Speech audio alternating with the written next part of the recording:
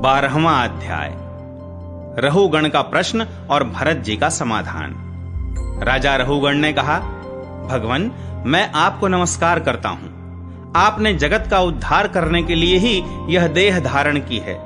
योगेश्वर, अपने परमानंदमय स्वरूप का अनुभव करके आप इस स्थूल शरीर से उदासीन हो गए हैं तथा एक जड़ ब्राह्मण के वेश से अपने नित्य ज्ञानमय स्वरूप को जन साधारण की दृष्टि से ओझल किए हुए हैं। मैं आपको बार बार नमस्कार करता हूं। ब्राह्मण, जिस प्रकार ज्वर से पीड़ित रोगी के लिए मीठी औषधि और धूप से तपे हुए पुरुष के लिए शीतल जल अमृत तुल्य होता है, उसी प्रकार मेरे लिए, जिसकी विवेक बुद्धि को देहाभिमान रूप विषैले सर्प ने डस लिया है, आपके वचन अमृतमय औषधि के समान हैं। देव, मैं आपसे अपने संशयों की निवृत्ति तो पीछे कराऊंगा। पहले तो इस समय आपने जो अध्यात्म योगमय उपदेश दिया है, उसी को सरल करके समझाइए। उसे समझने की मुझे बड़ी उत्कंठा है। योगेश्वर, आपने जो यह कहा कि भार उठाने की क्रिया तथा उससे जो श्रम रूप फल होता है, वे दोनों ही प्रत्यक्ष होने पर भी केवल व्यवहार मूलक ही हैं, वास्तव में सत्य नहीं है। वे तत्व विचार के सामने कुछ भी नहीं ठहरते। सो इस विषय में मेरा मन चक्कर खा रहा है। आपके इस कथन का मर्म मेरी समझ में नहीं आ रहा है। जड़ भरत ने कहा, पृथ्वीपते, यह देह पृथ्वी का विकार है। पाषाणादि से इसका क्या भेद है? जब यह किसी कारण से पृथ्वी पर चलने लगता है, तब इसके भारवाही आदि नाम पड़ जाते हैं। इसके दो चरण हैं। उनके ऊपर क्रमशः टखने, पिंडली, घुटने, जांघ, कमर, वक्षस्थल, गर्दन और कंधे आदि अंग हैं। कंधों के ऊपर लकड़ी की पालकी रखी हुई है।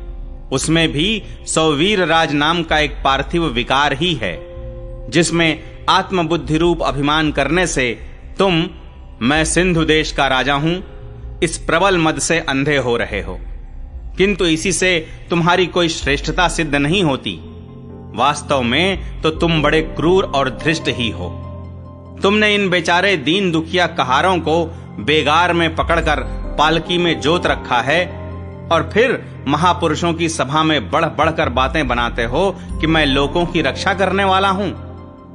यह तुम्हें शोभा नहीं देता। हम देखते हैं कि संपूर्ण चराचर भूत सर्वदा पृथ्वी से ही उत्पन्न होते हैं और पृथ्वी में ही लीन होते हैं।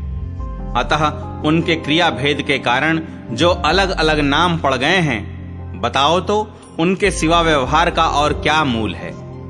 इस प्रकार पृथ्वी शब्द का व्यवहार भी मिथ्या ही है, वास्तविक नहीं है, क्योंकि यह अपने उपादान कारण सूक्ष्म परमाणुओं में लीन हो जाती है और जिनके मिलने से पृथ्वी रूप कार्य की सिद्धि होती है, वे परमाणु अविद्यावश मन से ही कल्पना किए हुए हैं। वास्तव में उनकी भी सत्ता नहीं है। इसी प्रकार और भी जो कुछ पतला मोटा, छोटा बड़ा, कार्य कारण तथा चेतन और अचेतन आदि गुणों से युक्त द्वैत प्रपंच है, उसे भी द्रव्य, स्वभाव, आशय, काल और कर्म आदि नामों वाली भगवान की माया का ही कार्य समझो। विशुद्ध परमार्थ रूप अद्वितीय तथा भीतर बाहर के भेद से रहित परिपूर्ण ज्ञान ही सत्य वस्तु है। वह सर्वांतरवर्ती और सर्वथा निर्विकार है।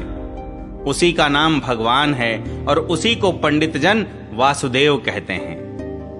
रहुगण, महापुरुषों के चरणों की धूल से अपने को नहलाए बिना केवल तप, यज्ञादि वैदिक कर्म, अन्नादि के दान, अतिथि सेवा, दीन सेवा आदि गृहस्थोचित धर्मानुष्ठान, वेदाध्ययन अथवा जल, अग्नि या सूर्य की उपासना आदि किसी भी साधन से यह परमात्म ज्ञान प्राप्त नहीं हो सकता। इसका कारण यह है कि महापुरुषों के समाज में सदा पवित्र कीर्ति श्री हरि के गुणों की चर्चा होती रहती है, जिससे विषय वार्ता तो पास ही नहीं फटकने पाती। और जब भगवत कथा का नित्य प्रति सेवन किया जाता है, तब वह मोक्षाकांक्षी पुरुष की शुद्ध बुद्धि को भगवान वासुदेव में लगा देती है। पूर्व जन्म में मैं भरत नाम का राजा था। ऐहिक और पारलौकिक दोनों प्रकार के विषयों से विरक्त होकर भगवान की आराधना में ही लगा रहता था, तो भी एक मृग में आसक्ति हो जाने से मुझे परमार्थ से भ्रष्ट होकर अगले जन्म में मृग बनना पड़ा। किंतु भगवान श्री कृष्ण की आराधना के प्रभाव से उस मृग योनि में भी मेरी पूर्व जन्म की स्मृति लुप्त नहीं हुई। इसी से अब मैं जन संसर्ग से डरकर सर्वदा असंग भाव से गुप्त रूप से ही विचरता रहता हूं। सारांश यह है कि विरक्त महापुरुषों के सत्संग से प्राप्त ज्ञान रूप खड्ग के द्वारा मनुष्य को इस लोक में ही अपने मोह बंधन को काट डालना चाहिए। फिर श्री हरि की लीलाओं के कथन और श्रवण से भगवत स्मृति बनी रहने के कारण वह सुगमता से ही संसार मार्ग को पार करके भगवान को प्राप्त कर सकता है।